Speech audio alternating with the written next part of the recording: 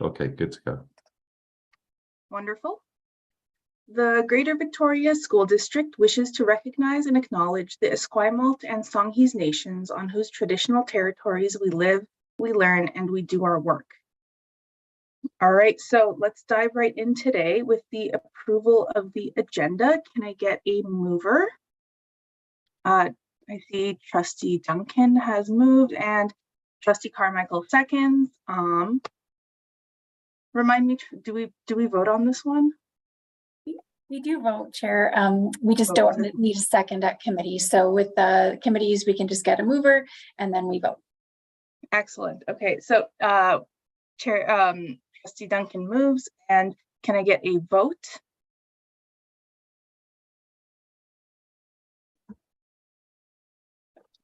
So all those in favor? All those in favor, sorry. No problem. We'll give me Lingo. All those in favor? And it passes unanimously. Moving forward to the approval of the minutes, is there any changes that we haven't got down? I think we're pretty much good. Can I get a mover for the motion that the combined education? Oh, sorry, I think I have the wrong.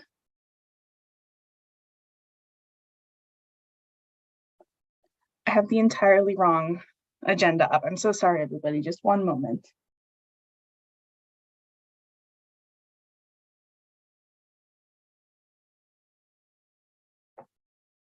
Okay, I'll sort it out. Sorry about that. So to approve the meeting minutes from the previous, oh, sorry, Chair, Trustee Duncan, go ahead. Yeah, thanks. Thank you, Chair. I just had just a really minor amendment to those combined minutes from December. Just under the trustees present, I'm actually just a member of both committees, not just operations, policy, and planning. So I wonder if, I don't know if that can be just reflected so that it's clear in the minutes. Wasn't there just as a member of operations, but also as ed policy, but super minor. So I don't know if you want to move an amendment or not, or if we can just accept that as a friendly amendment. I think we're probably good to accept that as a friendly amendment. I'm seeing nods from others, so I think if we'd like to, can I get a mover for that motion? And I see from Trustee Duncan, and a vote to pass the motion. And it looks like the motion passes. I don't believe there's any business arising from the minutes, unless anybody has anything. Excellent. So we are actually going to dive right into the next portion of the agenda, presentations to the committee. And I'm going to pass it over to student Griffin Foster from Oak Bay High. We have 5-minute presentations, so I will give you a 1-minute warning when you are getting close to the end of that 5 minutes.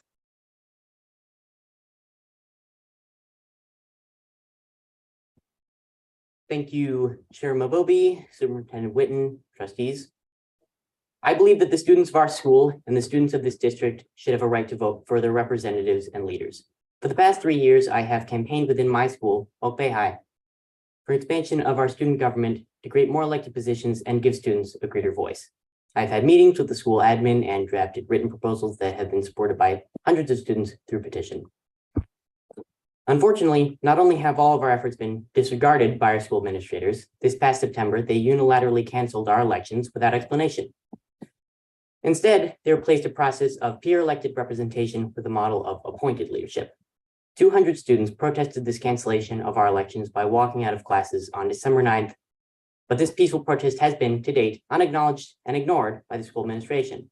They claim to value student voices and opinions, but apparently not the ones that are inconvenient for them. Is this the message we are meant to receive? There's a large and growing body of research to show that there are many benefits when high school students have the opportunity to participate in elections and to vote for their representatives. It allows us to experience the process of democracy for ourselves before becoming voting adults. Studies have shown that when kids participate in high school elections, this considerably increases the chances that they will become engaged citizens and vote regularly in adulthood. And with voter turnout continuing on a downward trend, I'm sure you can agree we can't dismiss this issue going forward. Even the election that put this board into their seats had more than 1,000 fewer voters compared to the last election, and that was in a year when our population has increased dramatically. Participating in a democratic process in our school is a rich educational experience for us all, and teaches us that every vote matters. When that experience is removed and we're told it's unnecessary for everyone to vote, what are we being taught instead? I believe that we should be able to elect our leaders. The current model in my school, and as I understand it, many others, cannot possibly represent our student body. How could it? All of our so-called representatives are appointed. We didn't choose them, our educators did. To date, members have been invited by the administration to meetings not made public. At that, they were selected in a process lacking all transparency, done behind closed doors such that most students can never tell you who's speaking on their behalf. How can we be spoken for by people we can't know the names of, on a committee we barely know exists? 4 months have passed to post information on this new process on our website, in the announcements, our newsletters, and emails. But it was not until just 3 days ago that some form of notice was made. And even now, the school has deliberately avoided the topic of removing elections. If you ask Mr. Boulding, he will provide a very convincing narrative of inclusivity and openness. However, this group has been neither inclusive nor open. Not only has he taken our elections from us, and still is not publicly admitted to it, he insists that we can only have one, a leadership circle or elected leaders. It's unclear why appointed advisors and elected representatives cannot coexist. The current leadership group functions almost entirely to an advisory extent. And I see no reason for us not to simply maintain this group as an open space advising the principals and hold elections for a representative student government. I would like to speak briefly to the concerns that elections somehow conflict with the course of Indigenous education. There's no need to dismantle what Mr. Boulding is trying to create with his town hall type meeting. It's not a matter of either or, but having both. It's a dangerous and unnecessarily polarizing message to send that we cannot elect our leaders and treat our citizens as equal at the same time. Furthermore, I see it as somewhat insulting that our administration seems to believe that our Aboriginal students cannot be selected in an open voting process themselves. Remember, our teachers have a union, our principals have an association, our support staff have CUPE, all of whom elect their representatives. You, our elected trustees, owe your position to the electoral process that defines our democracy. Imagine the government deciding who the teachers' union rep would be, or a professional organization losing the ability to elect their board members. These circumstances would be entirely unacceptable by so many organizations we interact with every day. The students have nothing, and we aren't asking for a lot. We aren't saying we should write our own curriculum or decide on our teachers. We wouldn't have control over the color of the walls or anything without permission from either administration or the board. We're asking to elect student leaders. We're asking to hold meetings and vote on plans, to do so without unwanted influence, and then ask for authorization. A system that defends us. Let us vote. If nothing else, let us vote. And we can't delay. The year is slipping by. If our student government is to do anything of substance, we must hold elections within the month. Our administration acted without accountability, without transparency, without respect for our opinions or our needs. They stole from us our right to vote after 82 years of elections and did so under a veil of secrecy. And for 4 months, the administration did not inform the students, the parents, or even their own teachers and staff of our disenfranchisement. They have acted over paternalistically and frankly arrogant to think they are best suited to determine who would represent our interests. Our principals should be ashamed of what they have done. Now we look to your board to correct this wrong and insist on transparency, accountability, and legitimacy that is inherent in the learning of how representative democracy functions. Or the responsibility will be yours to bear as well. Thank you. I was about to give you your 1 minute warning, Griffin. You nailed it. Good timing. I'd like to open the floor for any questions that anyone might have for Griffin. Tracy, go ahead. I always have questions. Hi, Griffin. Thank you so much for coming and speaking. I always appreciate hearing student voice, and I really, really admire the passion that you brought. My first question is, would you be willing to email me a copy of what you just said? Because I'd love to have that to share with my name doesn't have my title, but I'm the VCPAC representative, so the Victoria Confederation of Parent Advisory Councils. And we've been having conversations on our own about, connecting with students and how that all works. So I'm really interested to connect more and hear more about that. You probably can't answer the question, but I do hope that we can delve a little more into how this came about. And I imagine there may be some good reasons behind why there's a movement towards this, but I have to say that I don't know either anything about it. Possibly Trustee Carmichael might know from being around last year that there may have been discussions about making these changes, but it's totally, yeah, I'm kind of blown away to hear this as well. So thank you for coming, speaking about it. Yes, so first of all, I will be sending along a copy of my speech to all the trustees here. I believe I already have those, but if there's anybody else who wants to be included in that, just let me know.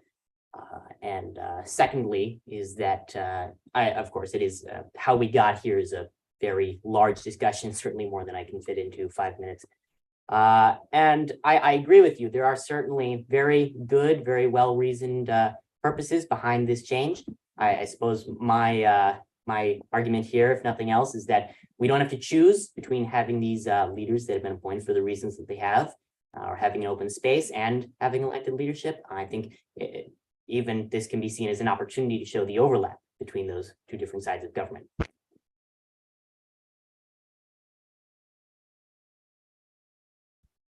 Wonderful. Thank you for your question, Tracy, and for the answer, Griffin. If there's anybody else who has a question or a comment that they'd like to present, now is the time. Go ahead, Angela. Thank you. Just to answer Tracy's question, last year as VC-PAC president, we heard nothing. It's always been my understanding that each school would do their own student government, more likely in a high school setting than, say, an elementary school setting. So no, when I got Griffin's original letter, I was kind of blown away by it. It was very well written, and you spoke extremely well here tonight. And I think that if nothing else, we'll know that you are a very serious young man, and you know exactly what you want to see happen in your school. And we're always talking about how important it is that we get the students, involved in their own education and in this district. And I think having Griffin here tonight shows that they want to be involved, and we need to let them. So thank you very much, Griffin. It was a pleasure to listen to you speak. I see one more hand, Trustee Duncan. Yeah, thank you, Chair. And thank you, Griffin, for joining us and for raising your concerns. I hope that this will be the beginning of further conversations about how it is that we're organizing student government across our district, not just at your school, but at other schools. It sounds to me like there are internal conversations going on about how that might evolve moving forward, but certainly it's incredibly important that those discussions don't take place in isolation, and that students are at the heart and leading those discussions along with administrators and other staff. So thank you for raising it.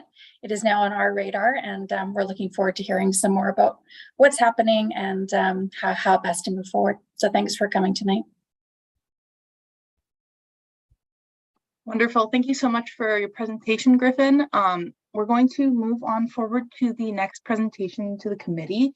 This is the late French immersion topic presented by Amy Tusher. Forgive me. Yeah, thank you very much for the opportunity to come and speak with you tonight about late French immersion. And my name is Amy Tusher. We have 2 kids in SD61, one who is a late French immersion student at Cedar Hill currently, and one who is an aspiring late French immersion student. Andy and I are joining you today from the traditional territories of the Lekwungen and Wasanic speaking peoples. And we're really, looking forward to sharing our views about late immersion being offered at Cedar Hill. We've had the great opportunity over the last 3 years to experience our son's progress in the program. And we've seen how the late French immersion teachers really help our kids to flourish, to take risks in learning, and how they all support each other. So you can tell we're really passionate about the program. We are especially passionate about Cedar Hill Middle School and having the opportunity for our students in our greater community to have the late French immersion experience.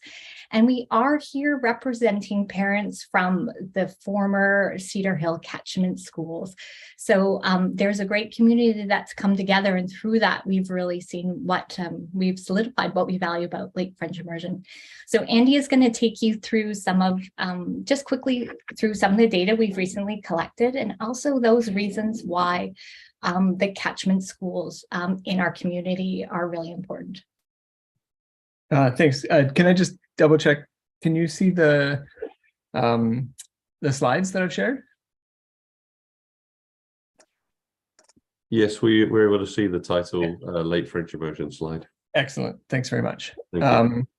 So my name is Andy Tusher, and I'm going to just start today and just say that, you know, come right out front and say we're here to request that SD61 reopen the Late French Immersion program at Cedar Hill Middle School in order to provide equitable access to late French immersion across the district, and to include Cedar Hill Middle School as an option during the very quickly arriving January 23rd to 27th registration week, so that interest can be properly evaluated. And you know, we've heard the good news that seems like a likely thing, at least the second point there about having it included in the registration form. So we're really, really pleased and grateful about that. I just want to kick off by showing a little map of the distribution of the late French immersion schools in the district. And you can see we've got Shoreline out to the west and Central to the south, Lansdowne sort of down in the southeast, and Arbutus out in the east. And without Cedar Hill, you can see a massive gap. It kind of looks like a U shape in the district of access to late French immersion, and Cedar Hills there represented with the red star in it, and it really sort of serves to fill in that central area of the district. And I think this just sort of really illustrates the reason why Cedar Hill is such an important piece of the late French picture in the district. So we started a small survey of parents in the Cedar Hill catchment schools, and it's mostly been spread through word of mouth and with the help of some of the PACs, and it's only been open for less than a week. So the results here are likely an underrepresentation of the interest of late French, but we've had 66 different parents respond, and 95% of those said that they're interested in late French immersion. Those responses spanned parents of different grades, and so at least 22 children in grade 5 were expressing late French immersion in this area of the district. And just as a sort of signal of the strength of support, almost 40 parents have expressed interest in helping us to advocate for late French at Cedar Hill. Just want to let you know that's your 1 minute warning. Oh, thank you. It goes quick. Yeah, it does. Okay, so the results of, I won't belabor this, but the results show that essentially the vast majority of students who are interested in late French in the district will not consider sending them to either of the new catchment schools, whereas if Cedar Hill were re-implemented as a late French option, then the vast majority of those students would enroll. And so by not offering late French at Cedar Hill, enrollment will be driven down artificially by denying students a feasible option. And I don't think that that's in the best interests of the students or the community or the district. Just an illustration of what it takes to get from Rogers to Shoreline.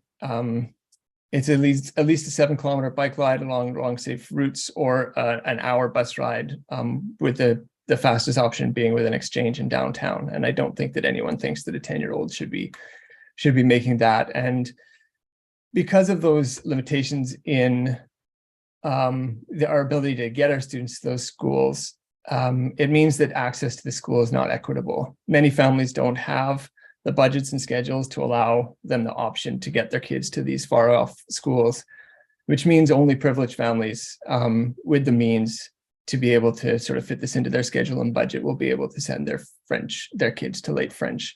And that really just furthers the inequality that we already see in our society and in our city. I'm going to need to cut you guys off right there. Sure. Thank you so much for presenting. I'm wondering if there are any questions. Questions or comments? Go ahead, Trustee Carmichael. Hi, thank you. I have lots of comments. So 4 years ago, I was in the same position that you were at now. I was really wanting late French immersion for my child. And I think we need to remember, not only do we not want French to be an elitist in this district, but we also have to think about some students do better when they have a handle on English first. And then we introduce that second language. On top of that, if we have new Canadians who come and want to get a handle on English, they should be able to, get French in that 6th grade area when they are ready. Especially from a country that has 2 official languages. And just one more point, because I really love the late French immersion in this district, is that not all of our students are going to go to university, and we shouldn't expect them to. That's not necessarily what success is. But knowing the second official language of this country opens up so many opportunities at the end of high school. Being able to speak the second language will give them job opportunities that their English-speaking peers don't have. And so we don't want a second language to be elitist, and we want to have equitable access to the second language of this country. So thank you, Amy and Andy, because it is important, and I thank you for bringing that to us. Thanks. Thank you. Wonderful. Sorry, I completely missed the Zoom hands that went up, and I just went for like the real hands. So Tracy, go ahead. You were next. I came up late, so you didn't miss me. That's all good. My question is really quick, and it's probably directed through the chair, I'm guessing, to Deb. Just are the programs, like how full are the other French immersion, late French immersion schools already? Yeah, go ahead, Superintendent. I can actually invite Mr. Powell, who is the district principal for modern languages. He has the best knowledge and can provide you with the most accurate information. Thank you, Deb. Thanks, Tracy. I am slated to speak about this later in the meeting, but can I get you to ask your question again, though, just or more specifics around it? Yeah, I'm just curious how full, because I've heard anecdotally over the years that the programs are quite full and that it's been hard to find teachers. So I'm just curious how full the late French immersion is in the schools where the program hasn't been canceled or put on hold. Right. There's 2 things that I'll grab onto in your question. One, it continues to be difficult to find French immersion teachers for sure at all levels. And then, and I'll go into this more detail later in the evening, but and thank you, Andy, thank you, Amy, for your presentation. I appreciate it. I'm also an advocate for French immersion. In the last 10 years in our school district, 9 of those 10 years, we could have had all of our French immersion students in 4 sites and not 5. And I know that's nothing that the families that are passionate about French immersion in Cedar Hill catchment would like to hear. But that's the reality when we're looking for savings. And so we have some of our sites, Tracy, that are over demanded, or they have a wait list. And then we have a number of sites that do not meet that minimum classroom size of 23 year after year. Thank you. Yeah, I was just curious. And then my follow-up question to that, which I think is going to be rhetorical, is what could you do to address the equity issue of, those long travel distances and difficulties for families who really, should have equitable access to the program. I totally agree. Et je parle français parce que j'ai fait l'immersion en ce district. Alors, c'est important à moi aussi. Et moi aussi, merci, Tracy. And one more question from Christina. Thank you, Amy and Andy, for delivering a great presentation. My question is around the history and reasoning of why Cedar Hill was selected for having its programs reduced when, from what I could see, and it was anecdotal again, that it had a strong program in place. And what would it take to bring back the program to Cedar Hill?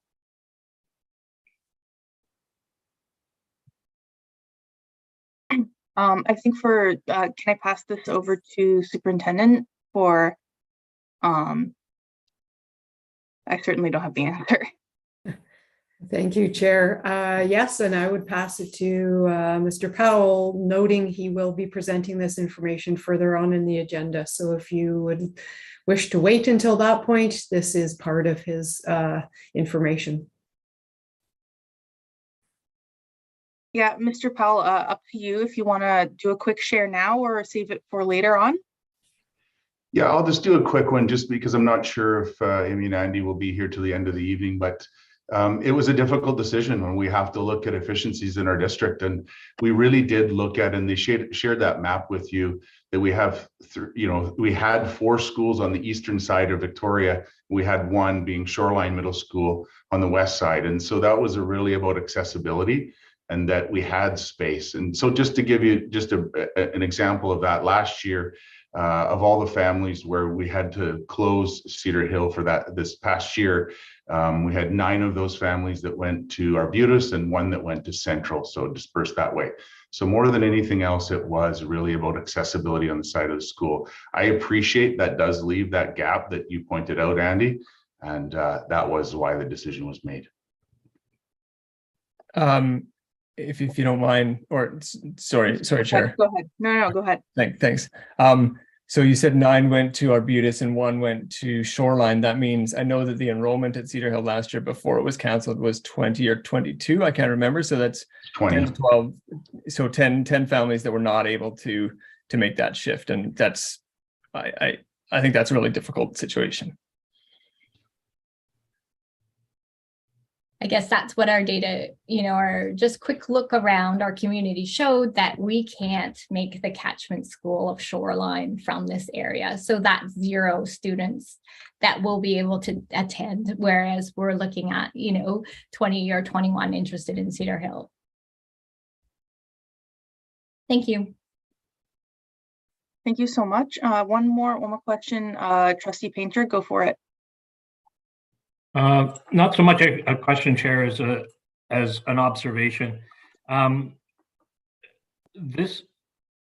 don't have any kind of a recommendation about Cedar Hill in January. Hopefully, there will be a strong response on the registration forms, and we'll get a better sense of what demand actually is this year going forward. But it is telling to me that although we have challenges with budget, it's not lost on me that many of the student programming opportunities that we've been talking about reducing likely could fit in to the budget adjustments that we've seen in recent years. And so for me, the decision to reduce access to learning opportunities for our students should be the very last thing that we touch. And it doesn't matter if it's music or French immersion or any other programming. I firmly believe that our role in this, as an education body, is to open as many doors as possible. The kids with their families are going to decide which one of those doors they want to go through. But we need to make sure that we provide those opportunities. And that's my perspective on this thing. Thank you. Thanks so much, Rob. If there aren't any further comments or questions, I'd like us to move to the next section of the agenda, new business. The first thing that I'll address is, I know a lot of people were here for elementary strings review.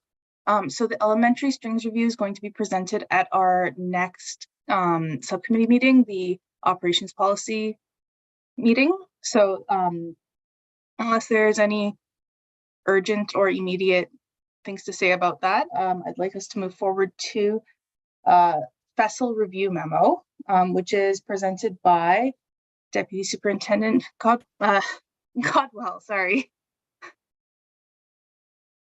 That's okay, Emily. Thank you. Hi, everyone. Again, as we've done since September, we've been introducing trustees to our framework for enhancing student learning through presentations that are connecting for us the strategic plan, the FESL document itself, the Framework for Enhancing Student Learning, and ministry requirements as well. And in this process, we're hoping that you're getting a sense of the work of the district and a sense of the work of the district team and how that work is infused throughout our district within our schools. Tonight, we are presenting the next phase of this calendar, which is to look at the literacy framework and the K-12 plan. And we have three of our district principals here to help us through this particular topic. We have Principal David Hovis, Principal Tammy Regnard, and Acting Principal Charmaine Short. And I will turn it over to them so that they can present our topic for this evening. Thank you. Good evening, everyone. I'm just going to get the slides going. So I'm going to open, and I just want to say good evening and Happy New Year. David and Charmaine and I are excited to be here to talk about something I know we're very passionate about, which is literacy. As we go through, you're going to see a few slides that we've brought you before. This slide in particular, Dr. Nimi and I presented in November. And it's just that context again to frame the work in the direction from what the ministry is asking. And so when we look at what that mandate is for the educated citizen, just a reminder that those three focus areas are intellectual development, human and social development, and career development. And we bring that through again today to talk about literacy as a key aspect. And although some would say that literacy fits within the umbrella of intellectual development, I think we all know that it really is important to all areas of development, because if a student struggles in literacy, that's going to impact their human and social development, as well as could potentially impact career development long term. We wanted to talk a little bit about how the ministry defines literacy. So as we're talking with you about what is literacy, what are we referring to? And so the definition throughout the ministry document says literacy is the ability to critically analyze and make meaning from diverse texts, and to communicate and express oneself in a variety of modes and for a variety of purposes in relevant contexts. And so this has been a shift in the ministry. Before, if you graduated in BC, you might remember taking English 12, and depending on your age, the how much that English 12 exam was worth back in the day varied from 20 to 40 to maybe more than that percent. And the province moved away from having an assessment attached to a course and really looked at numeracy and literacy being the critical skills, and that we still wanted to check and see how is student development in the areas of both literacy and numeracy. And so they defined literacy and critical thinking in this way. And we see this now represented throughout our curriculum, and then through provincial assessments, which FSA 4 and 7, a literacy 10, and a literacy 12 assessment. And when you look, we sent you links so that you could have a look at the assessment if you're not familiar with it and were interested. When you go in and have a look at the assessment, you can see that it really is meant to be more holistic. It includes fiction and nonfiction. There's a lot of student choice. They're really framing things around big ideas. And so there really is an intent to have a more parallel structure with our curriculum and the way that the assessment is set out.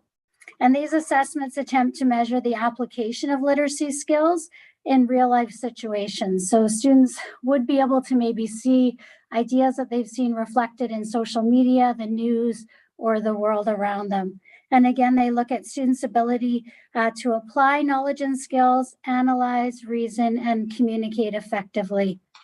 From these assessments, they provide students and families important information about how their student is doing in relation to literacy, as well as giving us information as schools, district, and province.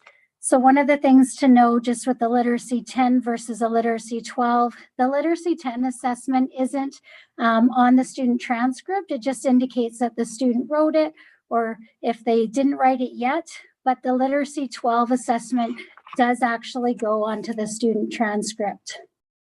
And as we shared before around the reporting order and how the reporting order looks at emerging, developing, proficient, extending, this is also the scale that's used to reflect student learning or student proficiency in relation to the literacy assessment. So you can see we've highlighted a few things around what does it mean to be proficient in literacy, critically analyze and synthesize information, respond to text, communicate critical thinking, communicate critical reflective and creative thinking, use personal insight, effective use of language.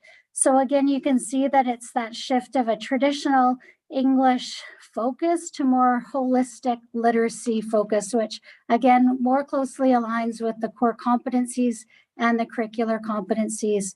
The other thing I just wanted to point out, in case you're not familiar with the ministry definition of text, sometimes when we see the word text, we often think of it as stories or essays or writing. The ministry really looks at text in a more expanded and holistic way. So text could be, again, infographics, they could be a worked math problem, it could be video. It's really meant to be anything that students are interacting with. And so it really is an expanded definition of what we used to think of as text. And so as we look at moving literacy forward in our district, we want to make sure that we're grounded in some foundational documents for change. I know that Dr. Nimi and I shared some work in November looking at the local agreements, Truth and Reconciliation Commission of Canada call to action, DRIPA, BCT. Again, I just stated that the ministry realignment from that English to literacy. I'll share a bit more about our FESL data that we shared before as well. And then a response to current literacy landscape. And that one is sounds a bit more confusing, but there is a lot of press, I would say, around literacy right now, both in Canada and the US. And a lot of people are looking at what is the right way to teach reading. And for us as a district, we're continuing to look to see what are our strengths and where are some places that we need to do the work. We have exceptional teachers in our district doing this work in a really thoughtful way. And so one of the things that Charmaine is going to talk about is how we're trying to look at pulling some of that expertise together to offer structured support for folks that maybe are looking to change an aspect of the way that they're teaching literacy. So we'll talk a little bit about that through the plan. In our FESL report, we shared that we had some specific targets around increasing Indigenous student success and literacy. What we did in the first year of FESL is I will say I wrote this part, so I made a mistake in saying we were looking at comparing ourselves to the province, and we decided that that wasn't the way we wanted to go. We really wanted to look at our own growth over time and not comparing to the province. I shared with the previous board that it looks like we got better one year, but it was actually that the province did worse. So we're being really strategic and specific about the work that we're hoping to do and really looking at increasing Indigenous student success, as we shared when Dr. Nimi and I presented in November. And another goal is to continue to increase student achievement in early literacy. And we'll talk a little bit more about that early literacy work, again, as being a key foundational skill. Some of the strategies to support are listed here. We really believe that literacy is a through line in most, if not all, of the work that we do, especially through district team. It's woven into all professional development. Some strategies are listed here that are directly connected to the operationalizing of the strategic plan. And we also know that within our schools and our school plans, literacy is clearly articulated as areas of focus and growth within the school plans. So the last piece I want to mention before I turn it over to Charmaine is an area of work that we need to continue to do. And again, board members will be familiar with Dr. Nimi talking about distinction-based data. One of the things that it's important for us to do as we continue to understand our data around literacy is what does it mean to the four houses for their students? Sometimes the way that information is communicated to the district from the province, it comes through Indigenous education or Indigenous student success.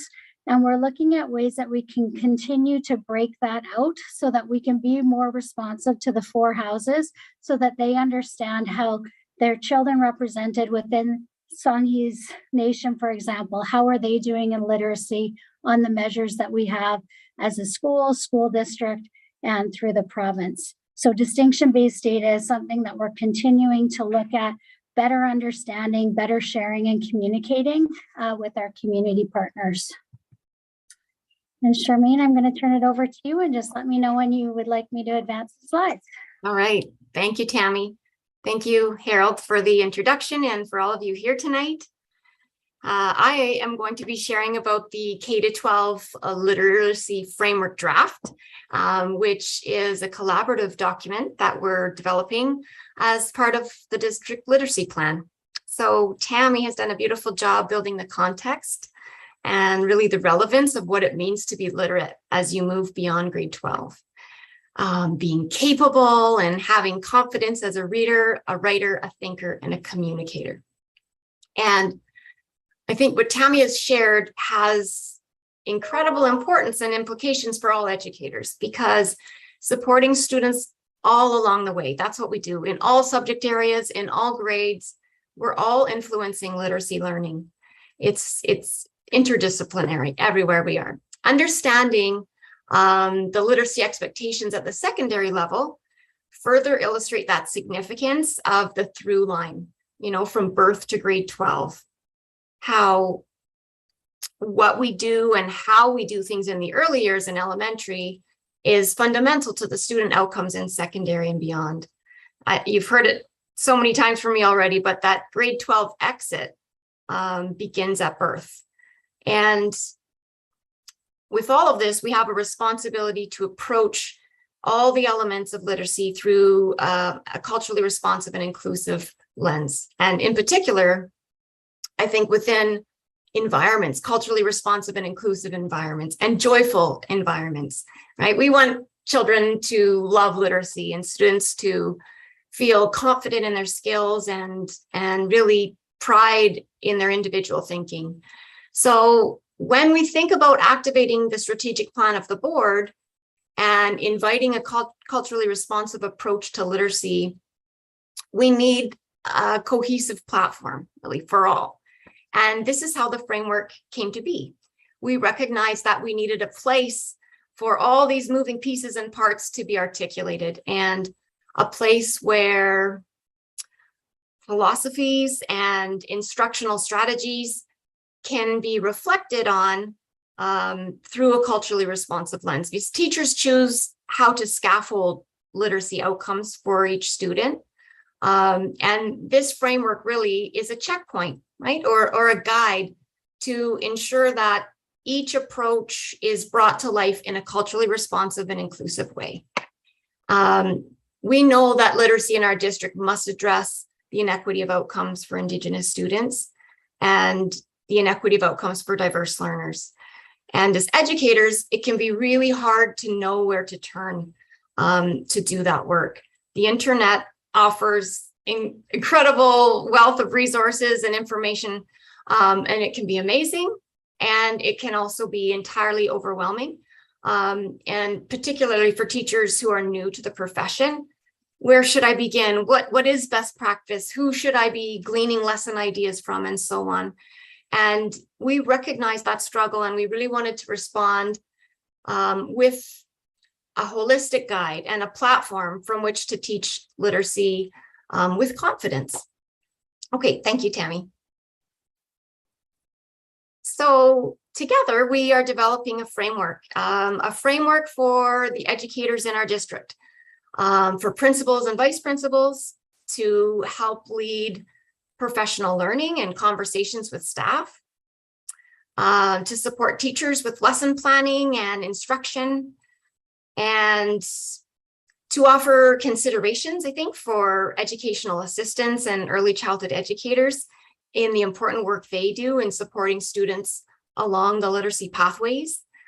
So really, this is a collaborative effort alongside specifically the Indigenous Ed Department, a district literacy K-12 subcommittee of JCCI, the early literacy collaboration teachers, and I know David will speak more about those wonderful folks a little later tonight, as well as contributions and feedback from principals and vice principals. And we always have the good fortune of collaborating with post-secondary scholars as well. So, this this is very complex work. It's been hard work, lots and lots of discussion and thinking and rethinking, learning together and unlearning together and stretching, and a lot of letting go, sort of challenging traditional practices at times. But this is work that directly impacts the children in front of us. And so I think we have a collective determination to really stay true to the strategic plan and grow literacy outcomes for all. Thank you, Tammy. Great. So to improve outcomes for students in a culturally responsive way, many of us have to make shifts or continue to make shifts and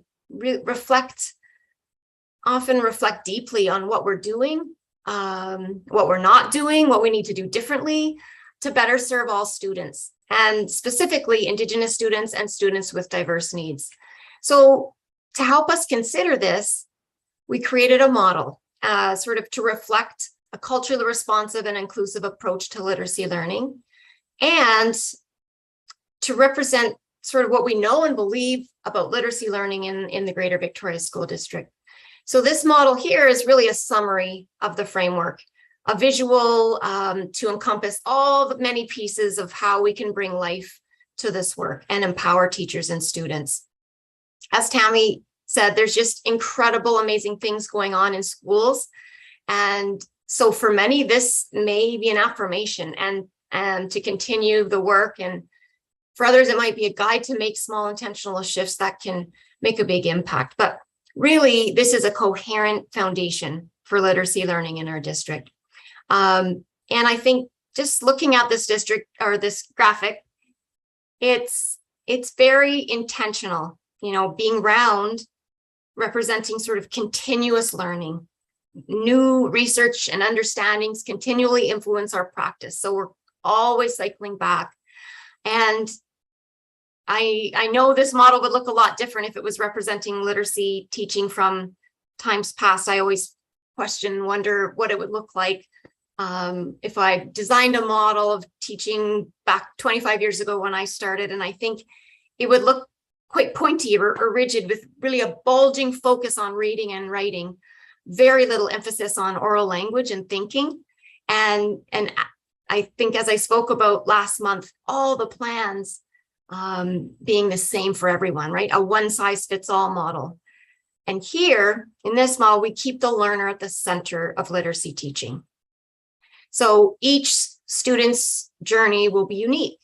And we encircle all of our work, thanks to Shelley and her team, with the 5 R's, and weave those learnings into all that we do: respect, relevance, responsibility, reciprocity, and relationship.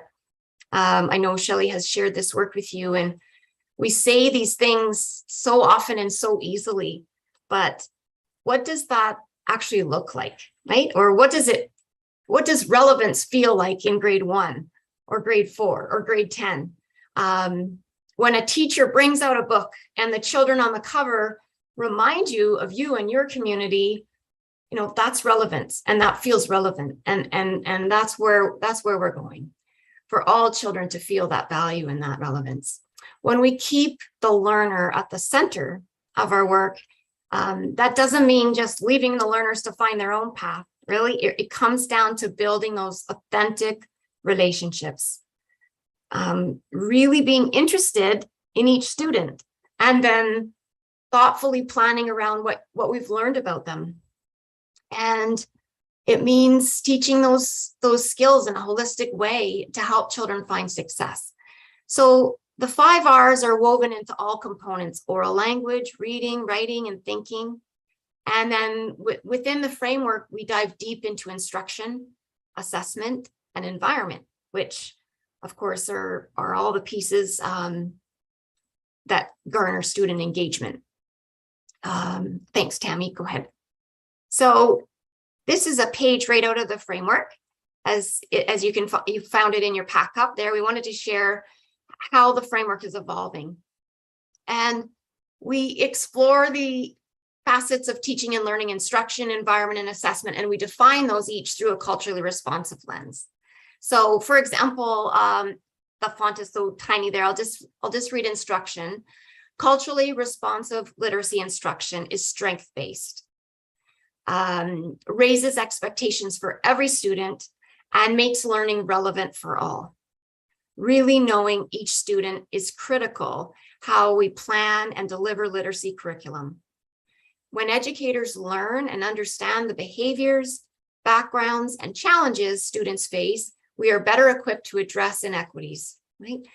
In addition, we have a responsibility to continually evolve and align instruction with advances in literacy research to improve student achievement. So it's a whole bunch of words, and next steps include bringing these words to life with examples from teachers. As we keep saying, many of these things are just incredibly depicted in our schools right now. And examples of how we differentiate approaches and programs to ensure that there's really active engagement, so that every child is sort of moving along their own growth and continuum for success. So the framework aims to offer theory and practical examples and strategies. So we can move along. Thank you, Tammy. Yeah, again, so to do this work, sometimes we really have to check in with ourselves and our own personal bias and learn different ways of doing things, and many times unlearning traditional or colonial practices. So what does that look like? What does learner-centered environments look like? These pictures show differentiated activities taking place at various levels. And educators are creating and strengthening learner-centered environments all the time. And so to support that journey, the framework really offers guiding principles of these learner-centered environments. Just to name a few, they start off with relationships. Like, environments are rooted in relationship. We know that before we start skill building, we need to establish that trusting relationship and really ensure that each child feels seen and heard and nurtured. And we're creating environments where the learning is differentiated and there's classroom books and sources where children can see themselves, and where there's lots of choice and how students communicate and represent their learning. And so I invite you to read through those principles yourself, because they're principles for not just literacy, but life. Thank you, Tammy. Yeah, we have another page here from the framework, and this one gets me excited just because it's flat right now, but ultimately, when you click on each of those bubbles, there's videos to be attached to bring light and life to each component. And again, the early literacy collaboration teachers and the literacy subcommittee are collaborating on those practical examples and strategies for teachers, by teachers. So I think as this framework unfolds, it'll come to life. And as we bring it to life, we really want to think about, if you just click one more, I think I have a fancy little circle around me. There we go. Oral language, just as an example. What does it sound like in a literacy rich classroom? We spoke a little bit together about this last month, and it sounds like student voice, right? So when I think of oral language, there's lots of talk and sharing. And I remember getting points as a class when I was a kid for being quiet. I don't know, maybe the teacher was just trying to get me to be quiet, but we've come a long way today as we learn more about brain research and it guides our teacher methods. We're recognizing that literacy classrooms should rarely be silent, right? They need to sound rich with student voice and choice. And it sounds like students sharing and talking, and really to become critical thinkers, as Tammy mentioned, students need boundless opportunities to share ideas and listen to the ideas of others and be challenged and feel challenged. And so the literacy teachers are doing a fantastic job of sharing with us ways for each component. And again, I think this is where that through line of birth to grade 12 comes in. When we offer rich opportunities and explicitly and holistically build the skills in the early years, when it comes time for those literacy 10 and 12 assessments, students will feel confident in thinking deeply and representing their ideas. So ultimately, through the development of this framework, I think our investment in literacy and our commitment and activation of the board strategic plan come together, right? A place sort of to hang our hat as a community and ultimately grow literacy for all. So that's a snapshot of where we are with our framework. I'm going to pass you along to David for more. Thanks, David. Thanks, Charmaine. Can everyone hear me all right? Yep, good. Okay. So within the Greater Victoria School District, we have 28 elementary schools and almost 9,000 K-5 students as of September 30th. Last year, the board targeted $576,000 towards literacy funding for elementary schools in the 22-23 budget. Although this is a large investment, determining how to best stretch these funds to meet the needs of learners in 28 schools took some creative thinking and examination of best practice. As noted earlier, our goals for the K-5 literacy plan are actioning the strategic plan and improving and supporting ongoing professional learning to strengthen and build classroom teacher capacity in literacy instruction. Equity does not mean that everyone gets the same thing. If we examine the graphic, we developed a K-5 literacy action plan that considered supporting all schools, but invested the majority of time, work, and funding in a few are what we've called priority schools. Next slide, Tammy. So within our 28 elementary schools, we have provided the following opportunities so that all K-5 educators have access to literacy learning and professional development. You can see a few of those listed on that slide. And again, if we look at one of these examples, Tammy, next slide.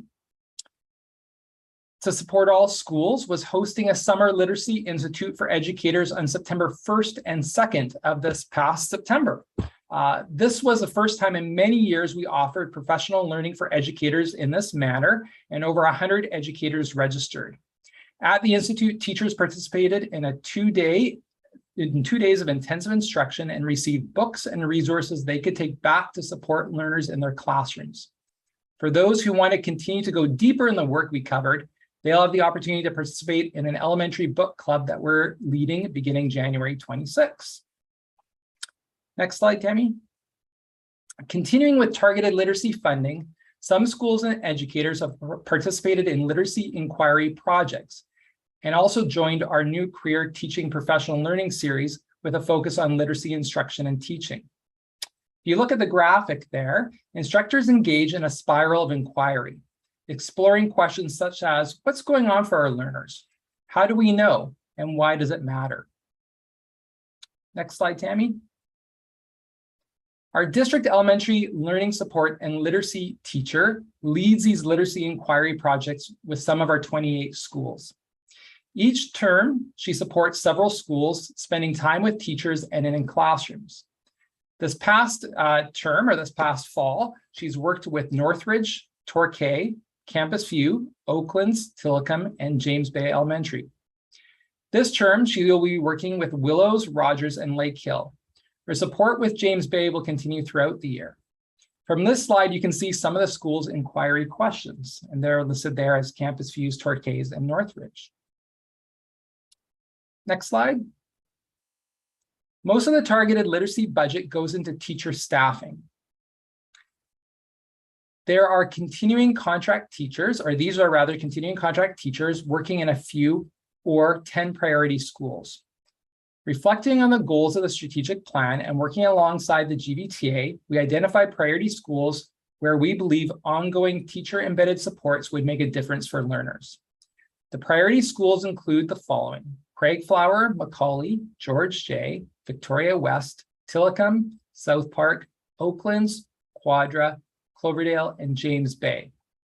And just to add, these priority schools also receive additional district supports, and some of these include 8 of the 10 schools are supported by an early childhood educator, 8 of the 10 receive additional funding through Community Link, and 5 of the 10 offer 30-hour positions for educational assistants, which provides opportunities for job-embedded professional development and collaboration time. So next slide. All these educators, which we call early literacy collaboration teachers, or ELCTs, are qualified learning support teachers. The purpose of early literacy collaboration teachers is to work alongside primary teachers in classrooms to support all learners in their literacy journeys. They co-teach, co-plan, co-assess, and work to differentiate literacy to meet the needs of each learner through a culturally responsive lens. Next slide. Each Friday at 2 p.m. here at TOMI, we meet with our early literacy collaboration teachers to explore best practice and evidence-based literacy instruction. We discuss what is working for learners and how it is making a difference. Working alongside classroom teachers, early literacy collaboration teachers develop a plan of action to support literacy instruction based on the needs of learners within each classroom. There is, as Charmaine talked about a little bit earlier, there's no cookie cutter set of instructions or a one literacy program that fits all. As educators, they utilize instructional and assessment practices that best meet students' needs. Next slide. So as a district, when examining evidence of success for any system change, we look to improve our understanding of our data literacy landscape. We are currently working to increase our overall participation rates in the foundation skill assessment known as the FSA, which includes a literacy assessment. This past year, the creation of grade 3, 6, and 9 literacy assessments were developed by SD61 to provide teachers with additional assessment tools. As part of this continuation and in the development of culturally responsive assessments, we are beginning the development of a grade 1 literacy assessment as well that teachers can use. Next slide. So overall, the feedback on the role of early literacy collaboration teachers has been a positive one. Just a note, a couple of the comments or testimonials from classroom teachers. One grade 2 teacher noted, I've really appreciated having an ELCT or early literacy collaboration teacher to work with in our school. Our ELCT has provided students in my class with phonological awareness and phonics lessons that I was missing in my program. She's helping me shift my teaching to a more structured literacy approach. Having her support small groups of students means they get individualized lessons that best fit their learning needs, and I see this learning carry over into the work they do back in the classroom. There are quite a few things that I have learned already that I plan to implement in my literacy teaching next year. Another grade 1 teacher stated, the early literacy collaboration teacher role has been an excellent support for my grade 1 literacy program. Throughout the fall, we focused on building a strong reading program. And with that, well established, we shifted our focus towards writing. In collaboration with a literacy teacher, we introduced Story Studio, which has been exceptionally engaging and is systematically teaching the elements of oral and written storytelling. Having the early literacy collaboration teacher in our school not only helped children learn to read, but also has been a great support for me as a grade 1 teacher. So in conclusion to our presentation this evening, we reflect on the ministry's expectation on what they define student success to be as the educated citizen. We note the ongoing assessment and expectations that are part of the K-12 journey, as Tammy noted earlier on. As a district, we are accountable to the 4 houses. Our strategic plan developed by the board states where we need to prioritize our focus, and the framework for enhancing student learning provides clarity and next steps. The K-12 literacy framework and the K-5 literacy plan work together to support all learners' personal and academic success and help address the inequity of outcomes for Indigenous learners in literacy. And that concludes our presentation. Awesome, thank you. Do we have any questions? Go for it, Tracy. I'm sorry. Please never apologize for asking questions. I mean, this is sort of, my area. I really appreciate the presentations on the FSL generally. I just want to say, it's been so great to delve into that detail and hear from everyone about the processes and the thinking and how it connects with the strategic plan. And I can't say enough about how helpful that's been to me. So I just want to say thank you. Thank you so much for that.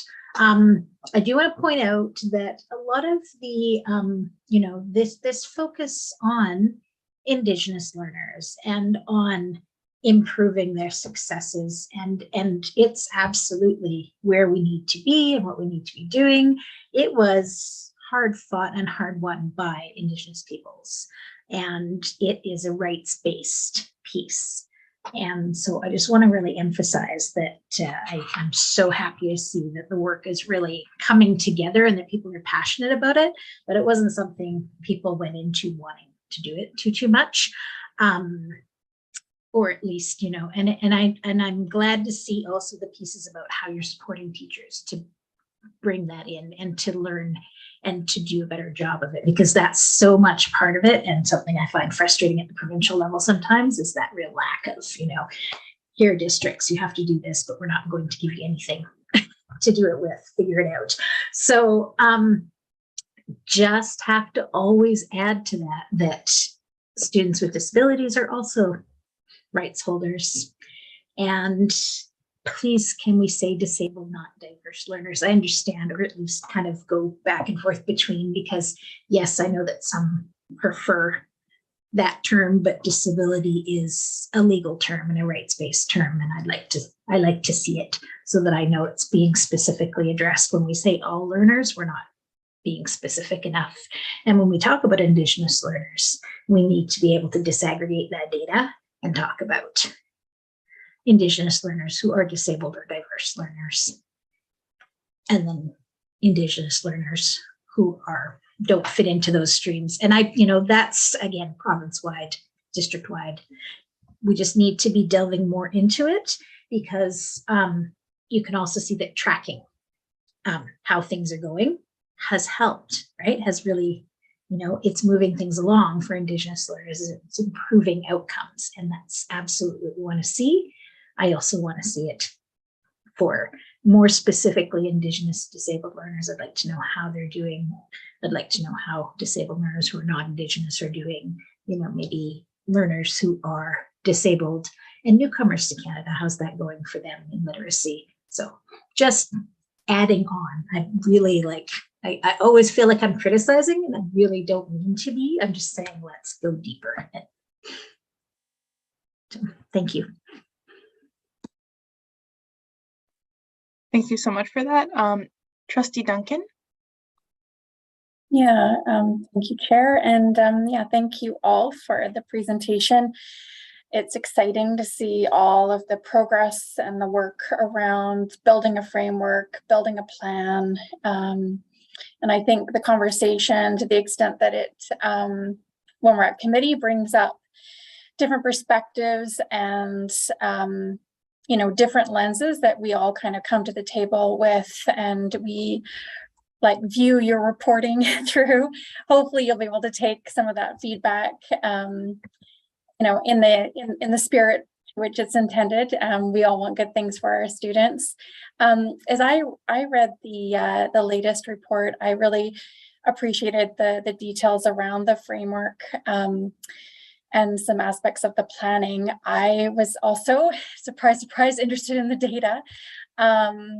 And I appreciate Tracy's comments around how we do need to drill down and really look at specific data and how particular students are doing, so that we can address their needs. But I actually was wondering if we could get a little bit more context around the use of Maya data around, I think in the report it said that we were intending to collect some of the data around language arts and social studies achievement, presumably to gain more insight again into that literacy and how students are doing. And we're going to be looking at the Literacy 10 assessment again. And I'm just wondering, what we know so far about that data and how that will be reported back, and maybe a timeline around how that will be reported back and when. And then I've got a couple of other questions if there's time. I can jump in, Chair, with an answer to part of that. We haven't started to pull the data from MyEd. We indicated that would be something we'd like to do for this year. So you would see it in the draft report of the next vessel. And the reason we talked about doing that is, I think it was David mentioned, we still have fairly low participation rates in FSA. And so we're looking to try to get a more holistic look at what literacy achievement looks like. So using, we're working with Andy and team. Andy and I have a meeting tomorrow, I think, to talk about this, but looking at pulling, I think we said socials and science, some other curricular areas in terms of that expanded definition of literacy that we can then use as another data point along with FSA. And then as we go with literacy and numeracy assessments, just so we can get a more fulsome picture of what's happening for our students. So you'll see that, Trustee Duncan, in the next vessel is where we will incorporate that data. So right now we're looking at how we pull that.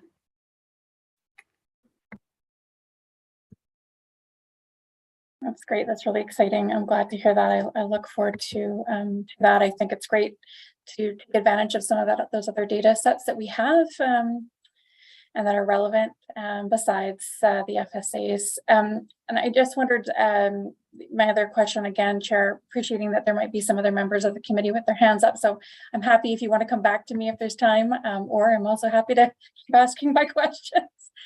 No, please continue. Yeah. Okay, thank you.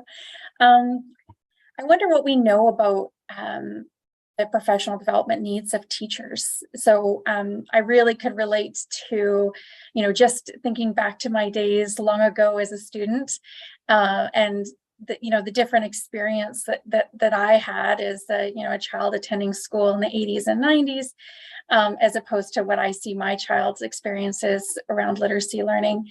And it was very much, desk-based learning, not a lot of group work, a lot of sheets, a lot of memorization, a lot of testing around spelling, little writing assignments, being judged more on, how neatly and how few spelling mistakes you had in your work.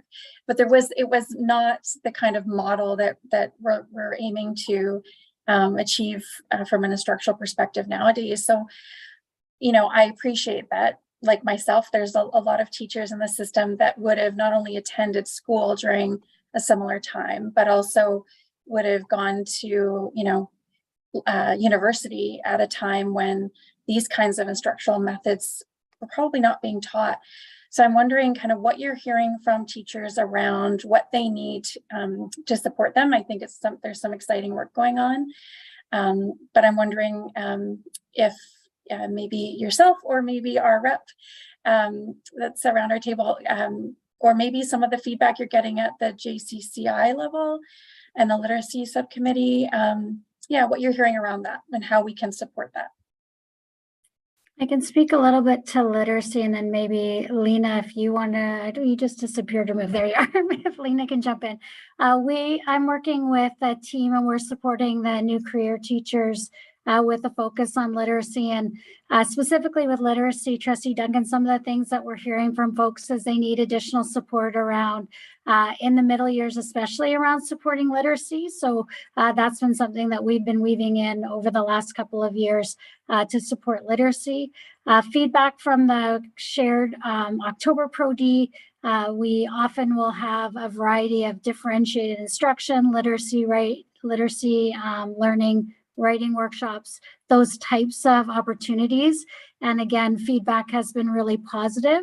One of the asks is for more job embedded, teachers being able to collaborate and work together. So definitely, I think as close to the classroom as we've heard as possible. So that's why we try to do the learning rounds and different initiatives like that to really support that in-classroom experience. And then Lena, as Pro D rep, you would know more than me, so I'm going to hand it over to you. Well, I was just going to say that the teachers who have been there's a great number of teachers who are part of this literacy framework development, which I think is really important. There are teachers from every level, and they are influencing and putting forth resources, tools. That's our time to collaborate to put this document together. If you've looked through the document, you can see that the elementary section is fairly fleshed out, and the middle and secondary is still definitely a works in progress. But we're looking forward to influencing putting that together. And the next step, of course, is then using this with all of our teachers and finding ways to, I guess, implement and support teacher learning through it. There's definitely a change in teaching pedagogy, as you're saying, Trustee Duncan. And yeah, I think that that definitely is something to consider. Yeah, no, thank you both. Yeah, and it's super exciting. I mean, it's a lot easier to be joyful about learning when there's just so much, when it's a more holistic approach and it's so student-centered. But I also appreciate how difficult it is to implement these kinds of big sweeping system changes. So hats off to you all for leading this work. It's super exciting. And when Tammy, when you're talking about relevance in the classroom, and you know what that looks like, I can't help but think of the grade 1 readers in elementary and how they differ so much. Even again, nowadays we've got some schools who have really like new readers, and those little readers are really reflective of stories that represent the diverse communities that we live in, and different family life and different types of families. And then we have other schools, I know, with, you know, something as simple as grade 1 readers that literally must have been written in the 70s or 80s, because they just don't reflect like the families and the world that these kids are living in. So yeah, I can't say enough how important the work is that you're doing. And even something as simple as, you know what, we need every school to have up-to-date grade 1 readers. You know, that's the kind of thing where, you know, we have to find the budget to make sure that that happens, so that there is equity at all of our elementary schools. So again, thank you, and thanks for letting me ask so many questions, Chair. Absolutely. I see that we have quite a few more questions lined up. I just want to point out the time. There's still quite a bit left on our agenda that we need to get through. So if you could be brief with your questions and comments, I'm going to pass it over to Trustee Gagnon for your question. Thank you, Chair. I'll try to be brief. In the fall, a few of us trustees had the honor and privilege of attending at the Cedar Hill Middle School the night for the Ukrainian families. I know that those students in particular are faced with a very challenging time of coming to a new country and experiencing multiple new official languages, with English being the most likely to be taught in our district, but also facing an alphabet that is not the Latin alphabet that we are all accustomed to. And I'm just wondering if there's any update on how we are assisting those students in particular in their efforts to essentially catch back up to their peers, because we know that they came from, well, we don't know, but many of them would have come from a, say, grade 8, 9, 10, 11, 12 reading level, but lose that because they have a grade 12 reading level in Ukrainian, and now they have to start from scratch with English. So just wondering if there's any update on their progress. Thank you.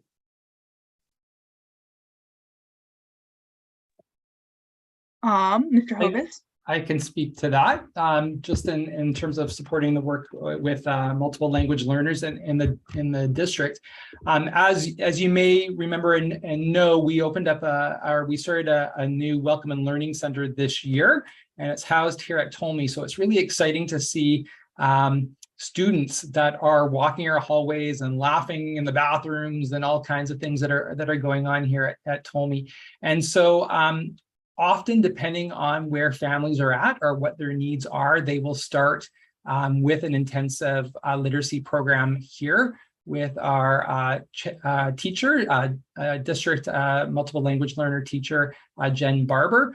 And so some students stay here for a week, some stay for a couple months. So we've had some students, again, depending on their needs or their family in terms of what they want and being responsive to families in that manner. Those students will spend time with us here. And I just welcomed another student today and 2 more are coming tomorrow.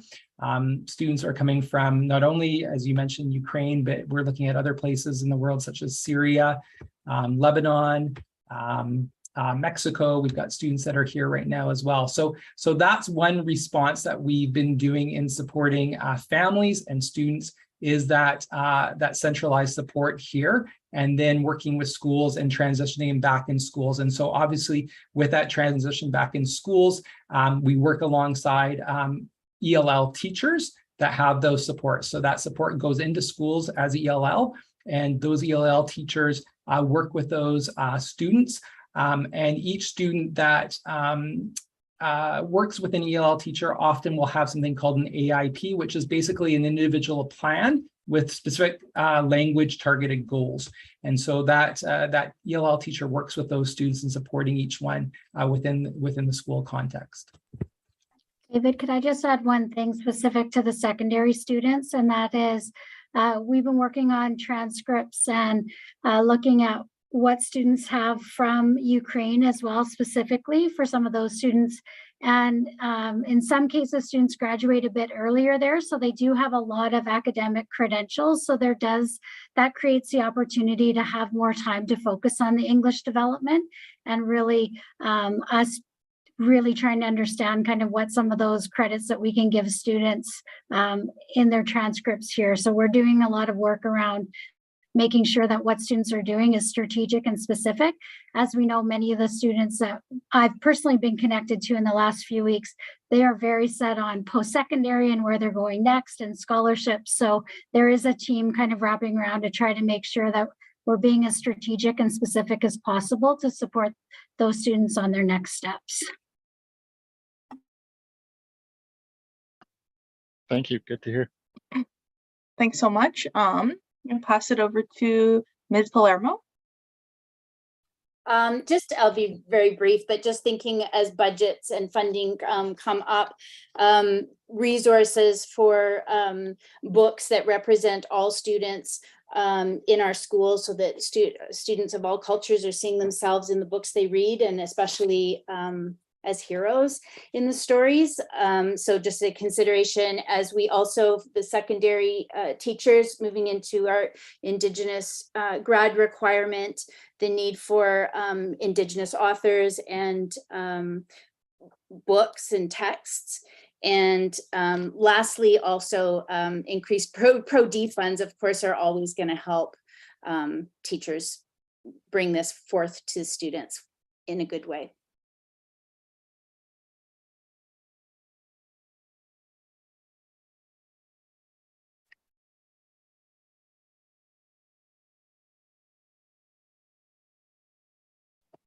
There we go. Sorry about that. We have one last question, it seems. But after this, I think we'll have to move on to the next item just because of time. Trustee Painter. Thank you, Chair. And I should say, I've got a couple of points. I'll do my best to be brief. First thing, I was really happy to see the emphasis on early literacy. For me, there is no grade or developmental level that isn't important, but those early years where students are learning to read or learning to consume, and before shifting to consuming to learn, is such a critical part in my mind. And one of the things that when looking at outcomes for diverse learners, I know that learning disabilities, as per the Inclusive Ed Manual, is going to be likely the most frequent challenge that teachers are going to encounter in their classrooms. Significant proportion of our population, depending on how the definition you want to use is for learning disabilities. So is there any specific direction or Pro-D being offered to support teachers in modifying their pedagogy to support children who are really struggling, beyond just slow to pick up the literacy? I can jump in, or Charmaine, were you unmuting?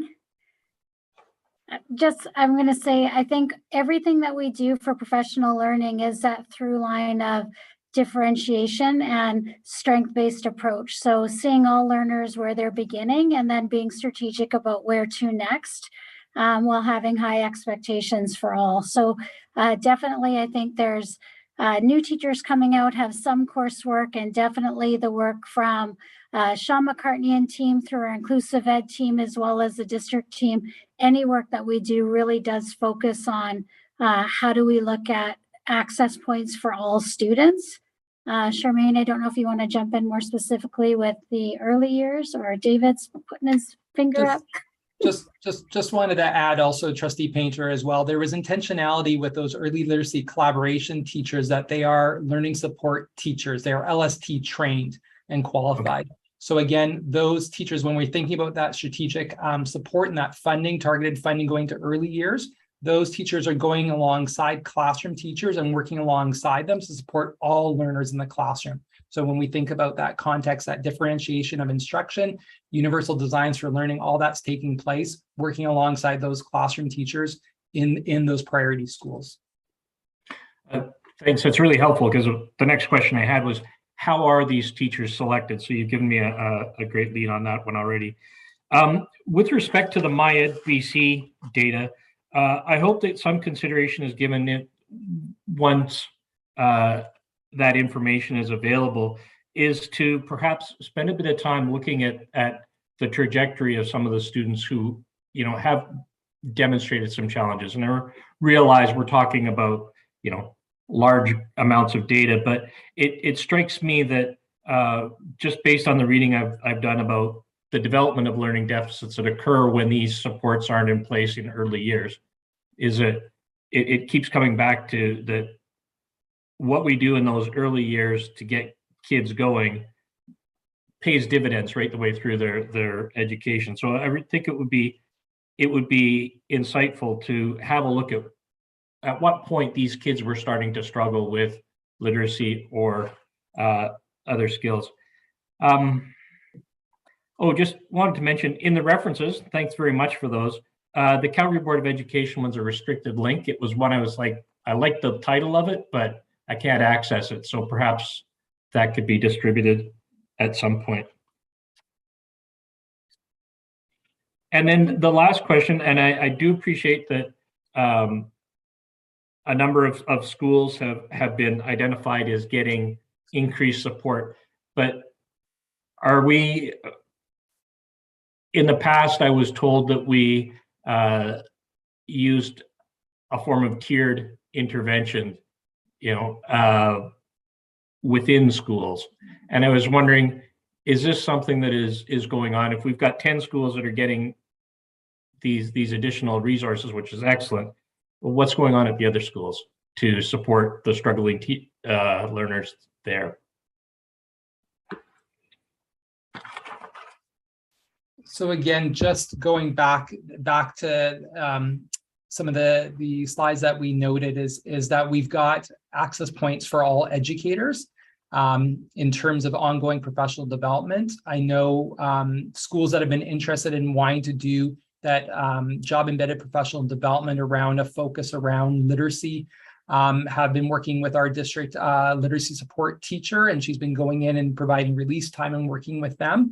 Also recognizing that within every school, there is a school-based team. There's learning support teachers that are continuing to work with schools. So those supports are in place. This has been in addition to those supports. So all schools have those supports. These have been added supports within the context of schools. And again, those additional literacy support teachers have been focused in 10 schools, but other ongoing supports continue within all 28. Okay. Thank you, Chair. Thank you so much. That's it for questions. I see that Trustee Carmichael has her hand up. I'm going to let her go ahead. Thank you. Just because I know we have a lot to do and not a lot of time. Just in the interest of being respectful. Sorry, Angela, you've got the most insane echo going on right now. Oh, is that better? No. Okay, that's okay. We can all listen very carefully for one moment. Oh, okay. I'm just wondering if we could support a motion to move Mr. Powell's presentation up to C3 from C5 so that people who are here to listen and speak about French immersion don't have to wait any longer. So it sounds like Trustee Carmichael's making a motion to move Mr. Powell's presentation up so it's next, so that the Tushers aren't here forever. Can I get a vote from the voting members? And it looks like the motion passes. Mr. Powell, go ahead.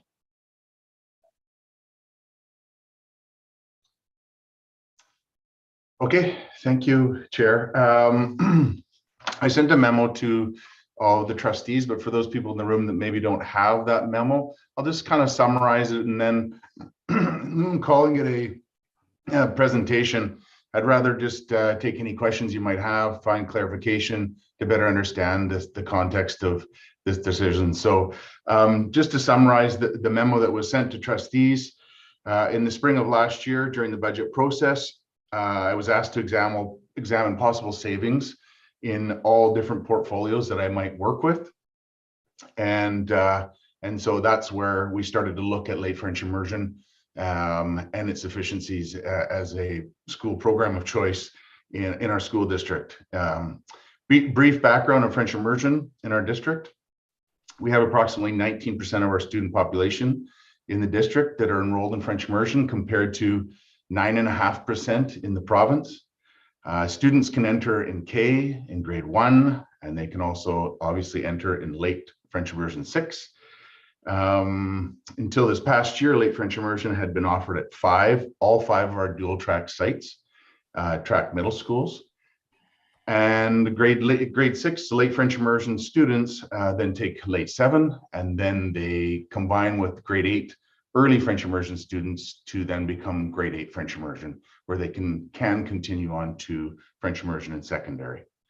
When looking at efficiencies, it was evident, and it was something that I had known about before, but it was evident that the late French immersion program had low attendance and numbers at a number of sites, which led to question whether this program of choice in our district could be offered at 4 sites rather than 5. The historical data that from running the late French immersion at 5 sites questioned the viability to continue to do so.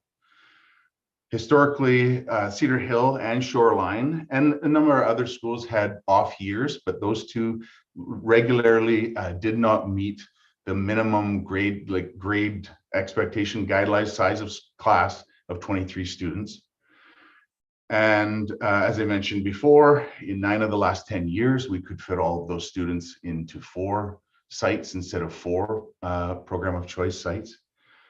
And then, and if you don't have the memo in front of you, the recommendation in the memo recommends that we continue to offer French immersion at the 4 current sites of Arbutus Global, Central, Lansdowne, and Shoreline.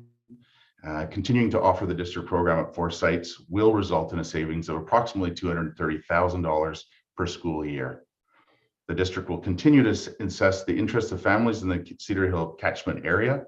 So we'll continue to look at how much interest there is, and we'll continue to examine the viability of offering at 4 sites.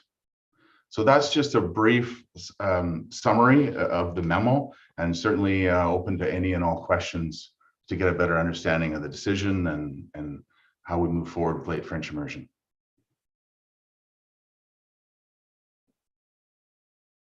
Trustee Duncan?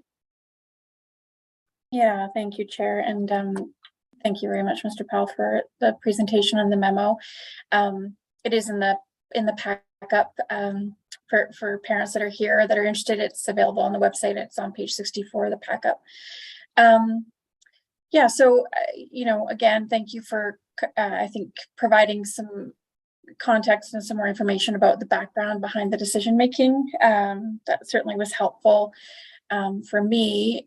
I'm wondering what I understand moving forward in terms of space at Cedar Hill. So that was the one aspect that is not in the memo, but I think is relevant and that is worth at least raising tonight. My understanding is that the Cedar Hill, once the redesigned school, may not actually be able to accommodate an additional class or classes.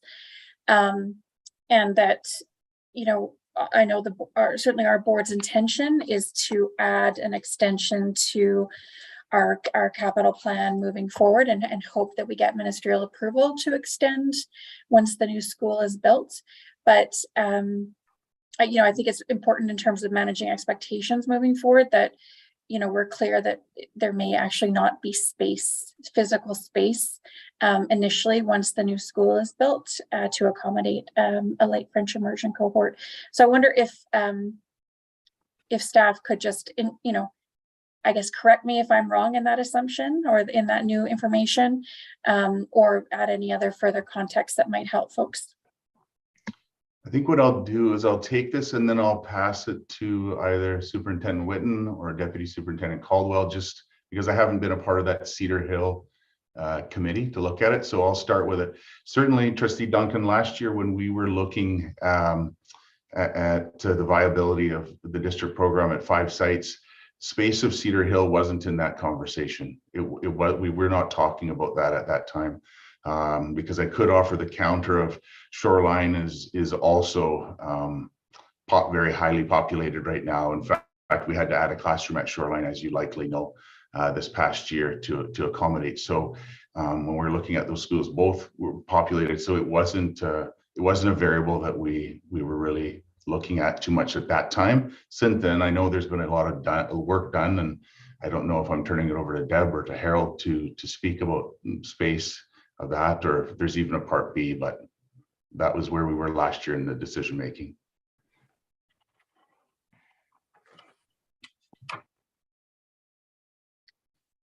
Hi, everybody.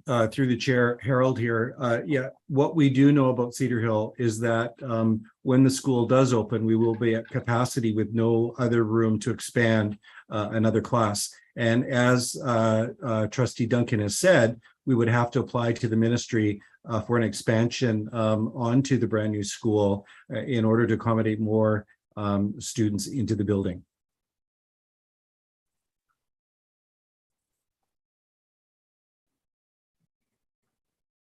Excellent. Thank you very much. Trustee Gagnon. Oh, sorry. I think I'm sorry, looking at the order. Yeah, I think the order of the hands is right. Go ahead, Trustee Gagnon. Sorry about that. Thank you, Chair. Through you to, oh gosh, to Mr. Powell. In your presentation, you say that 11 families accepted late French immersion seats to other sites. And then in your table below, you have that there were 20 students enrolled in grade 6 FTE and grade 7 FTE. So is that 11 out of 39 or is that 11 out of 20? 11 out of 20. Okay, that is all I want to know. Thank you.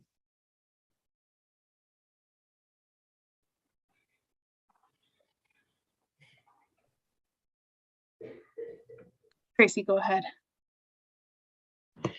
Thanks. I just want to mention, and I have no context for this, but I've had a couple parents who mentioned that they had heard this was a temporary measure and that they're quite surprised and kind of shocked that it's permanent.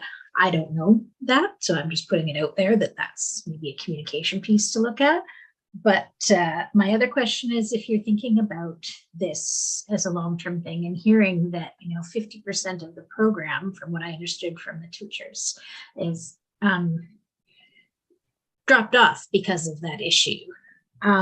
what are we thinking of other things we could do, like offering transportation, or like what mitigation are we looking at to, continue to bring the equity and bring the access to the families who want it. And maybe it's just too hard to access for them if it's going to be that far away.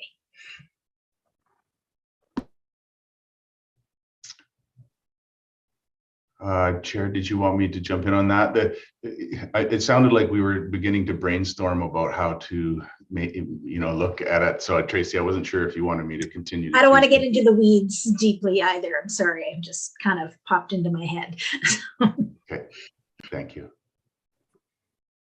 Yeah, if there's not further comment on that, we can, Trustee Painter, do you have comments about that? Oh, not about that specifically, no, I just getting in the row. Getting in the line, sounds good. Yeah. Ms. Preston? My question is just going to be around, there was never an opportunity for any consultation that I'm aware of to voice our opinion before the closing of late immersion at Cedar Hill, nor does it feel like there's been any promotion of late immersion in the district either. What is the district doing to address either of those concerns? Chair, is it okay just to jump in, just to have a natural conversation? Good. Please do. Okay, thanks very much. We advertise our late French immersion. Lisa McPhail is our communication officer, and she does all our communication on the typical channels where we advertise it. Our website has late French immersion in a number of different sites. We created a late French immersion video. It was very intentional, Christina. We wanted to show that late French immersion wasn't just a program for certain people, that it was welcoming and inclusive of all. So you can see that on our website. That's a new one for families that couldn't make it to an open house. We have an open house this Wednesday afternoon as well. So that is, and that's been consistent. That was even before I was in this office, that those were happening typically. May I respond to that? Please. Absolutely. Please go ahead and have that natural conversation. So having elements on your website, it requires a parent to be able to go and search those out. Those are not typical methods of advertising or promotion because it requires effort on the part of the user to go and find them. What is being done to actively promote the programs, which would meaning that you are pushing out information and you have an engaged audience that you're able to directly email as a primary method, for example? Yeah, that was one I did forget. That was sent to our elementary schools to push out to their communities as well. So we have an email that went out for the open house, and then the open house is well attended. The ones that I have been to in the past. So we do send an email invitation for that, and then those are well attended evenings.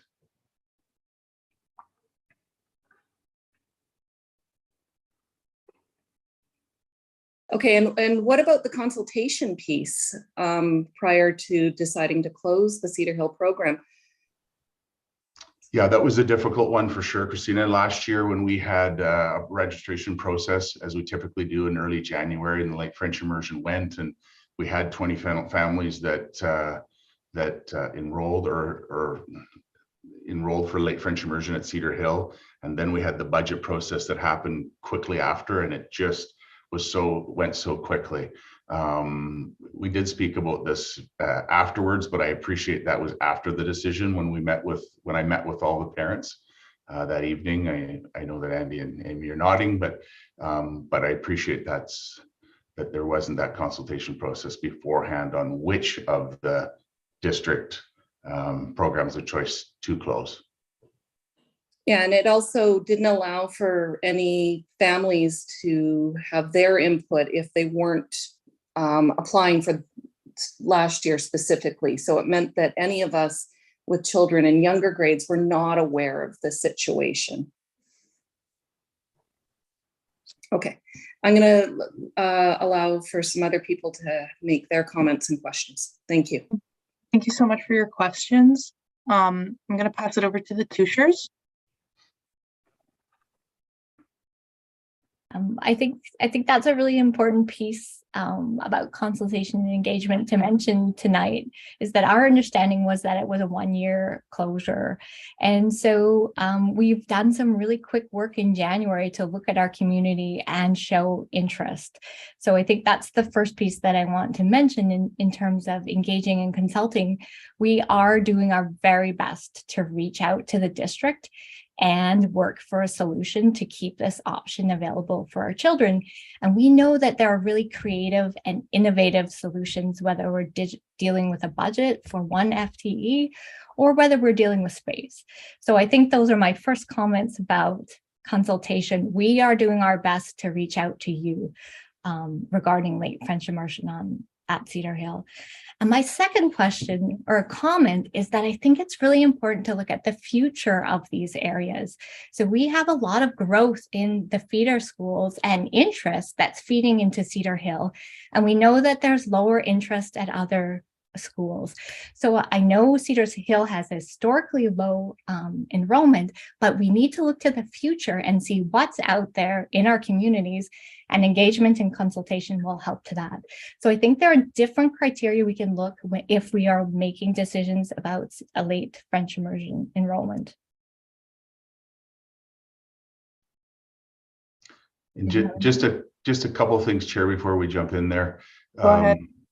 To point out, we did look at population, and it's not a natural tie. I know a lot of people in conversations that I've had with them is that, as the population goes up, so does the late French immersion enrollment, and that doesn't hold true. And you can see that even just looking through the schools. When Cedar Hill had higher populations, they had lower numbers. Or a great one using a non-Cedar Hill is Arbutus, who consistently has over 25 students every year, and then last year with the very same population had 17 students. And so why is there up and downs? I'm not sure, but those are tough ones. And then the second piece is if we continue to have it at 4 sites, it is two FTE.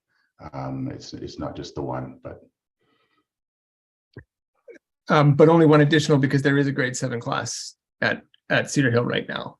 So it is 2. I agree, it's 2 total. Okay, thank you for that clarification, Andy. For this past year, it was 1 FTE. In the future, if there was not a late 6, there wouldn't be a late 7. And so I do understand what you're saying now. If you don't mind, I'll add and just say, I think it's no secret that the previous board over the last few years, there's been controversy around it. And I think that this is an opportunity to not double down on decisions that were made under that board, but to sort of regain the trust of the community. I don't think this board and the district need to be saddled with that. And I just think that, I think it's an opportunity to look bigger and think about how we can move forward, because a lot of parents were feeling discouraged over the last couple of years with the music and the French and the gifted program and all those things that happened under the previous board. And I just think that, I just want to say that I think there's a really big opportunity to regain the trust of the parent community in the district. And I think this is a part of it. Thank you so much for sharing that, Andy. I see a couple of more hands. Go ahead, Trustee Painter. Thank you, Mr. Paul. Just wondering, two quick questions. One is about the cost savings. Is that specifically tied to 2 FTEs? Is that what the math is? And so is there an expectation that if late French immersion didn't occur at Cedar Hill and all students who might have gone into that program stayed in the English track, would we still have capacity? We wouldn't have to look at another cohort or something to accommodate those students?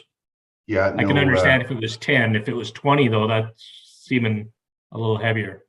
No, Trustee Painter, it's a really good what if question, and it's one we looked at last year and one that I worried about. when I had to share with the 20 families that we weren't going to run Cedar Hill late. And at last year, just as an example to a what if question, we were able to place those students in grade 6 English classes throughout Cedar Hill School. In other words, there was enough capacity in the English classes to take those students and spread them across over the classes. So, which would still end up as a savings of an FTE. But it's a great question, and is it possible that wouldn't we lucky at one point, perhaps? But it's a fair question. Okay, and then the other question, I just and I'm not trying to put you on the spot, but just so that I'm understanding, when I looked at the memo and noted that there were, I think, 8 feeder schools into Shoreline and 4 into Cedar Hill, but they're generating approximately the same number of students per year. That struck me as being an indicator that there's perhaps more interest in the Cedar Hill catchment than there is in the schools that are feeding into Shoreline. And I'm not trying to say either or. I don't think this isn't the kind of a decision where we can happily look at winners and losers in either situation. But were there any other considerations going into that why Shoreline over Cedar Hill? Yeah, there was a lot of, there was a number of other considerations, and please don't apologize for the hot seat. This is an uncomfortable conversation. Not only am I a district principal for French immersion, but also a dad who was French immersion students, and I was a French immersion student. So I don't like to discuss reducing the amount of accessibility to French immersion in our district. It's the last thing I want to talk about. And we did look at, if you're talking about per capita, Trustee Painter, number of students flexing into the late French immersion at those 2 schools, I suppose you could say one is higher than the other. And if you look at those populations of those total schools feeding in to Shoreline, for example, that's a significant number of students who you could argue didn't have an opportunity to start in kindergarten in grade 1. I'll give you an example. For example, Marigold, which is a dual track elementary school, had 47 students on the wait list last year in kindergarten, which means 47 families that did not get into kindergarten at that point. That is a feeder school into Shoreline. So, yeah, and thank you for that. That was actually a topic for another conversation, but I was curious about what the K-1 early immersion uptake was in those, and just how much unsatisfied demand we were dealing with in those areas. So, and a lot of those families, just to continue on that path, and I won't go too far down the road, but a lot of those families do choose to go to Quadra and George J and a number of other schools that are closer, that they'll go to French immersion for kindergarten.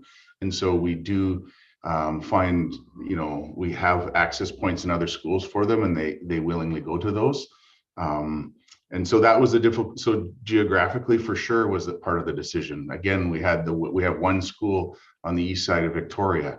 And, when we looked at the maps before, when Andy and Amy put up that map, there is a gap, right? There's a gap between Arbutus and Lansdowne and Shoreline, and it's a considerable one.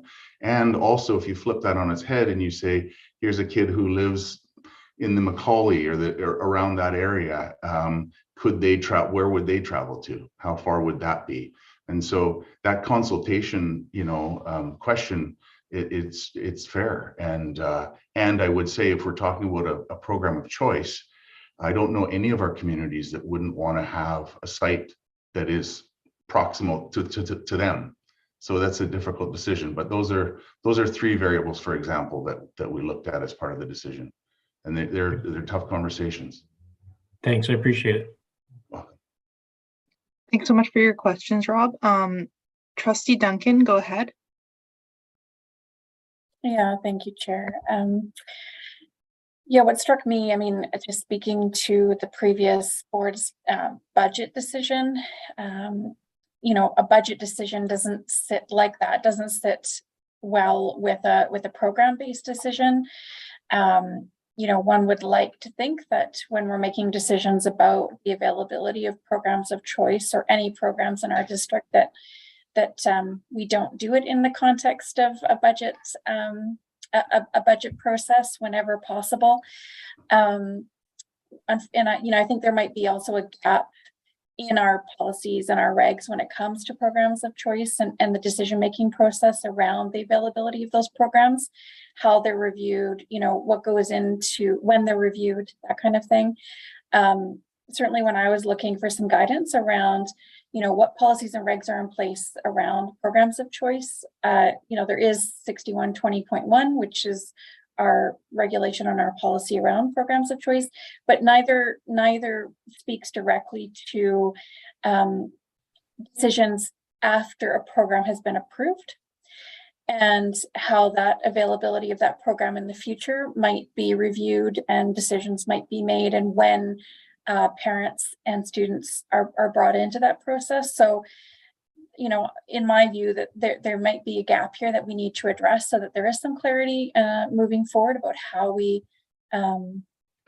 make those decisions. So I don't know if I've missed something in my own research and there's other policies and regs that would be relevant to decisions about the availability of programs of choice, but I do think that there is a gap.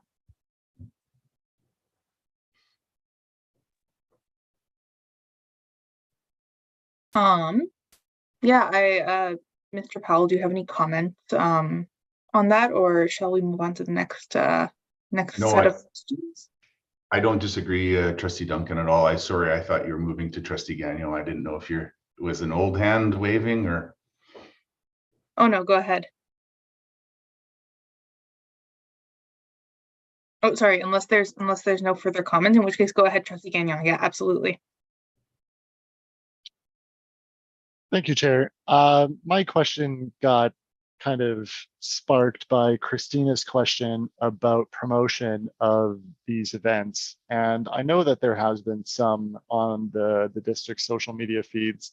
And one such post from 4 days ago had a question from the member of the public that hasn't been addressed that I feel like asking. And it's, will the sessions be recorded if parents can't make it on time? That may be a question for Sean Powell. It may be a question for Andy Canty, but I'm wondering if that's something that we have the capability of doing. Yes, sorry, Trustee Gagnon. I believe you're speaking to the late French immersion open house on Wednesday. Yes, it will be recorded. Great, thanks. Excellent. And I think we're almost out of time, I think, for this section, but I'll allow for one last question/comment. Go ahead, Andy and Amy. Thanks. Just a quick follow-up from Trustee Duncan, especially around the timing of the decision. So last year was obviously a really difficult timing because it was after people had registered. But even this year, the fact that we're having this conversation, just a week before registration opens, I think will catch parents flat-footed. They've been having to make decisions coming up to this point and think about this, because up to this point, every indication has been that Cedar Hill won't be an option.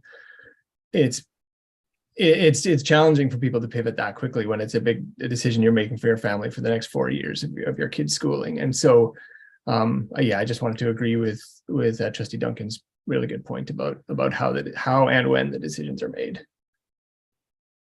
And so we did, this is my last point, and thank you for your patience. We did receive a letter today that was suggesting that Cedar Hill might be an option during the information session coming next week, or floated as an option, and it might be also included in the registration week as an option to try to gauge interest of the community. And so I wondered if we could just wrap up with some comments about that. Yes, currently in our app, it has the 4 sites that we had this past year. And then it also asks, would you be choosing late French immersion at Cedar Hill should it be a site in the future? In other words, gauging that interest to see how many families, how many students would be enrolled at late French immersion at Cedar Hill. Um,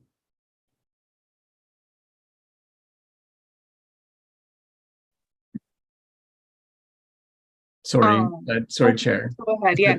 Okay, Feel thanks free very to much. continue. The challenge with that, Principal Powell, I can see is that if parents are hoping that Cedar Hill will be an option and they choose not to sign up for another school, right? If it's not sort of placed on equal footing, I don't know how parents should react to that form. Do I sign up for Arbutus because that's my next best choice, even though it's not my catchment, and tick the Cedar Hill box and hope that that may become an option? Do I only check it? It's I'm just wondering how that approach will sort of be read by parents and then be evaluated by you and the decision makers for that interest. It's not a well-phrased question. I'm just, I feel like it's a bit of an awkward. I think I can take it, Andy. I think I know what you're saying. Right now, there is a level footing of 4 sites for the program of choice. And that is the most difficult thing. Our families are choosing whether they're going to be part of a program of choice, which in this case is late French immersion, or they're not. And then this underneath that is for us. We're trying to monitor whether we revisit this. Is this because if we see all 4 sites are filled or close to capacity, and all of our families from Cedar Hill are telling us that yes, we would be interested, then that is something that would roll into a process such that Trustee Duncan spoke about earlier, that we would have a process of how do we revisit program of choice. But for sure, right now, there's an equal footing of 4 sites that families can decide whether they're going to choose. And then the last piece being just to indicate, if it were open, would you be a Cedar Hill French immersion catchment family, and would you attend Cedar Hill?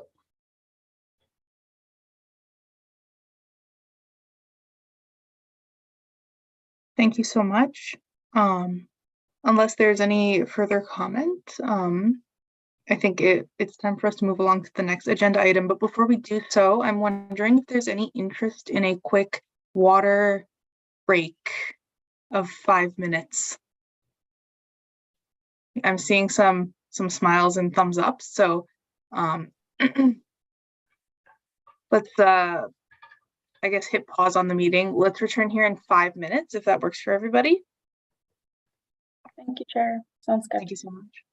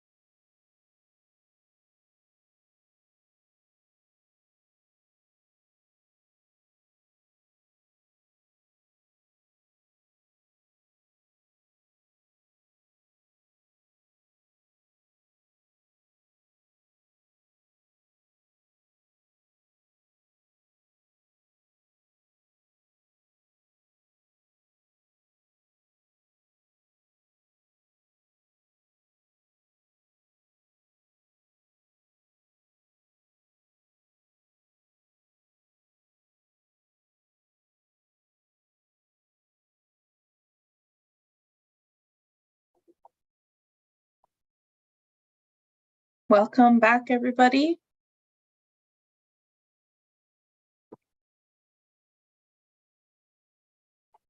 Just waiting on a few more cameras to come on, and then we will jump right back in.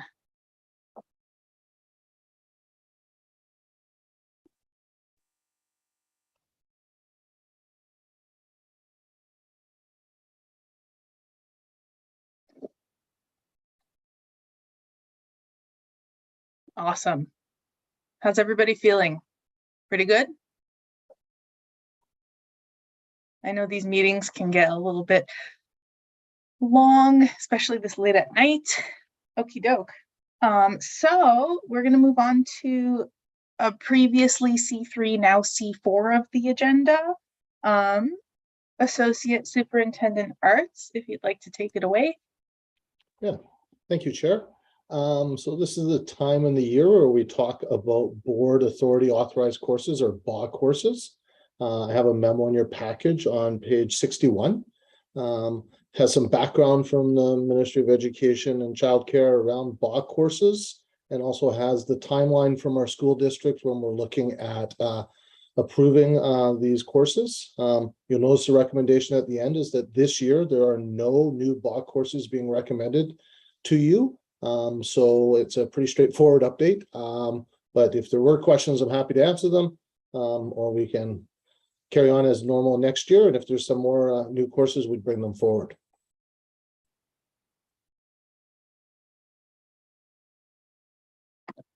Excellent. Awesome. Thank you. Wonderful. That was the quickest agenda item of the night. I'll pass it over to item C5, previously C4 on the agenda, Superintendent Whitten. Great, thank you. I might be equally fast. This is the same time of the year where I provide an update on the Parent Education Fund and the requests we've had to date. You'll see in the memo both the schools that have requested, or the PACs that have requested funds, the distribution, what we have left. I can say that common themes are that we're seeing coming forward as requests are around mental health, Indigenous education, anti-racism, technology, social media, and climate change anxiety. So those are somewhat similar as previous years. The response rate is somewhat similar as previous years. And feeling very good that we've had 21 grants so far distributed. So that is just an update. Usually I provide one also at the end of the year just to summarize. Awesome. Thank you, Superintendent. Any questions or comments? Go ahead, Trustee Duncan. Yeah, just a quick one. I note that we have some money left still in the fund, and I just wonder, through the chair of the superintendent, whether you could outline what happens to the money at the end of the financial year if there's still some left. I would happy to do that. So one is that we receive requests all year long. So in the past, sometimes we've had to cut it off because funds are no longer available, but any funds that remain, we continue to receive requests. This year, though, there wasn't a fund put aside. So the Parent Education Fund was changed from the budget review last year. It was removed. The budget that is has been set aside comes from the superintendent's budget. So any funds that aren't spent out of this would be in the superintendent's budget. So there isn't a separate line item for the Parent Education Fund. And anything left out of the superintendent's budget will not be carried forward. It will come back into the budget as a whole.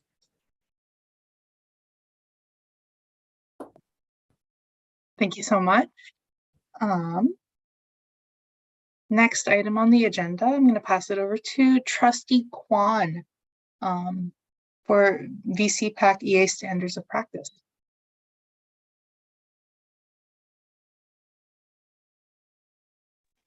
Pardon me, sorry.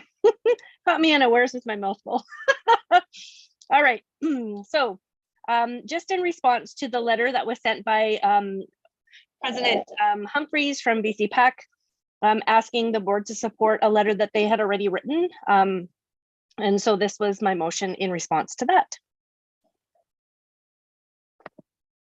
So I'm gonna read the motion and then we will vote on it. The recommended motion that the Board of Education of School District Number 61 Greater Victoria direct the chair to write a letter to the province on behalf of the board expressing support for EA standards of practice as stated in the letter from VCPAC on December 5th, 2022. Before we vote, is there any consultation that anybody would like to bring up?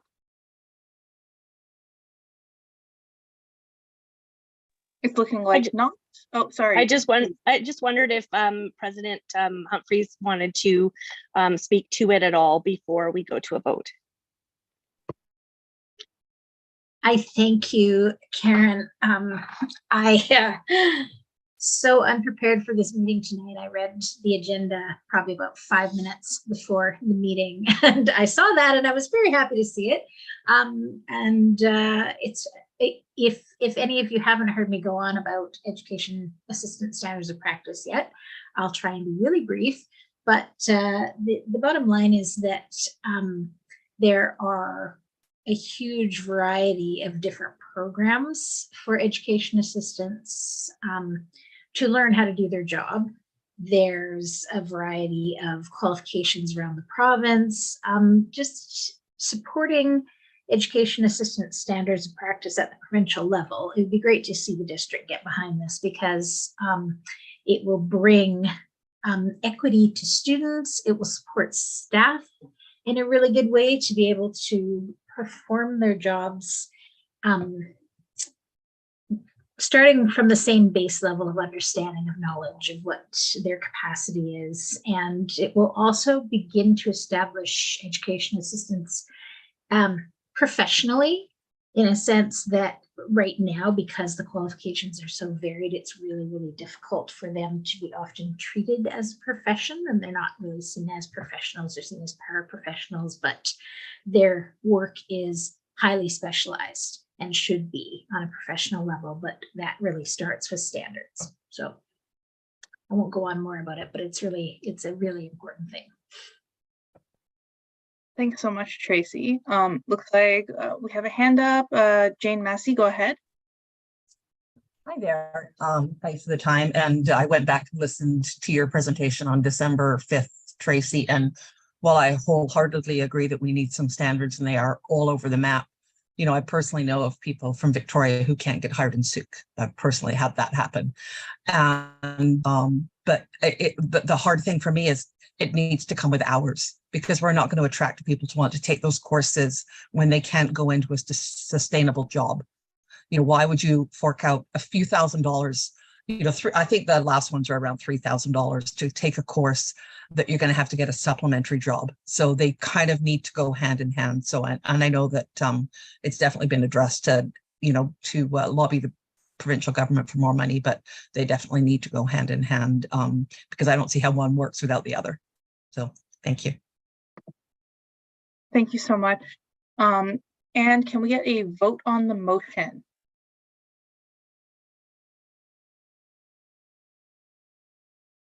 Excellent, the motion passes. All right, next item is the VCPAC communication protocol. Trustee Duncan, go ahead. Yeah, thank you. So the motion is that the Board of Education of SD61 Greater Victoria direct the superintendent to work with Victoria Confederation of Parent Advisory Councils, VCPAC, to develop a communication protocol to support the parent advisory councils, otherwise known as PACs, to communicate with PAC members in their school communities. So just by way of background, very briefly, for those that aren't aware, there's various different approaches, school-based approaches to how and to what extent PACs are supported in those communications, and it can be difficult depending on like the PAC's capacity as well to support those kinds of communications with their parent members. So really the hope is that by establishing a protocol that there's just a standard that makes it both easier for PACs and supports PACs in communicating with their members, but also makes it easier and supports administrators by, just making sure that there's a clear standard guideline for what to do and how to support those PACs moving forward. So hopefully folks will see the benefit of having a protocol. Thanks very much, Trustee Duncan. I'm going to, with everyone's permission, read the recommended motion one more time and then open up the floor for consultation and then have the vote. Recommended motion that the Board of Education of School District number 61, Greater Victoria, direct the superintendent to work with the Victoria Confederation of Parent Advisory Councils, or VCPAC, to develop a communication protocol to support the Parents Advisory Council, or PAC, to communicate with PAC members in their school communities. I would like to open up the floor for questions. Go ahead, Trustee Carmichael. Did I fix my mic? Can you hear me okay? No. Still pretty bad. Do you have two devices on? No. What about now? That better? We've been doing a bit of troubleshooting via chat, but we've not been successful. You may want to try to disconnect your audio, like there's a selection where you can choose a different microphone. There's a mute icon bottom left with a little arrow next to it, and it may give you more than one option there. I'm not sure. If not, there's the option to actually phone in, but I know that's inconvenient. Did that work? That did work, yeah. All right. Okay. Thank you. I didn't want that to take too much time. But for those of you who don't know, I started in PACs and in my local PAC in my school, and then into VC PAC in President Humphrey's shoes. And I can tell you how infuriating it can be when PACs can't advocate for themselves because they can't reach their membership. And so that means that caregivers and parents miss out on really pertinent, important information about their children and what's going on in their schools. And so I support this motion because we really have to ensure that every parent is getting as much information as they possibly can when it comes to what's going on in their child's school. And I can understand administration not being able to just hand over email addresses and information. I completely understand that. And so we do need a standard of which we're able to ensure that every single caregiver or parent and guardian who wants information has access to it. So thank you for bringing this forward. Thanks so much, Angela. If there are no further comments, can I get a vote for? And it looks like it passes unanimously. Thank you so much. We don't have any notice of motion or general announcements on the agenda. So the last item, go ahead, Trustee Gagnon. Thank you, Chair. Sorry, I meant to ask this question in C5 on the agenda. It's for Superintendent Whitten in regard to the Parent Education Fund. There's just a little bit of a discrepancy between pages 62 and 63. Page 62 says there's $1,000 left, and then in green on the bottom of 63, it says there's 750. I think, based on my reading, there's $1,000 left, but I would like you to clarify. Probably have to do a little bookkeeping to make sure it's 1,000 or 750, but I will guarantee you if we have that many requests for funds that we will pay out the 1,000. Very good. Thank you. Wonderful. Thank you. The recommended motion is to adjourn the meeting. Can I get a vote for? Excellent. The meeting is adjourned. Have a great night, everybody.